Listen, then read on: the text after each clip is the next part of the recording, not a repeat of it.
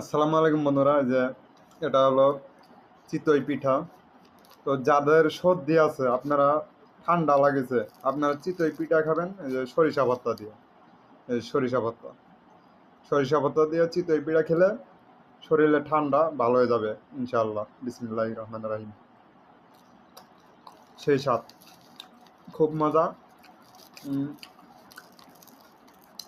আহ, এই এই যে এই পাতা কালার দেখতেছেন, এটা হলো পাতা ভর্তা, আর এটা হলো শুটকি ভর্তা।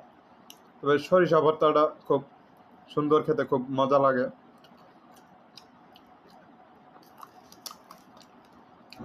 যাদের ঠান্ডা লাগে, আপনারা সরিষা ভর্তা চিতই পিঠা দিয়ে খাবেন, ভালো হবে ইনশাআল্লাহ।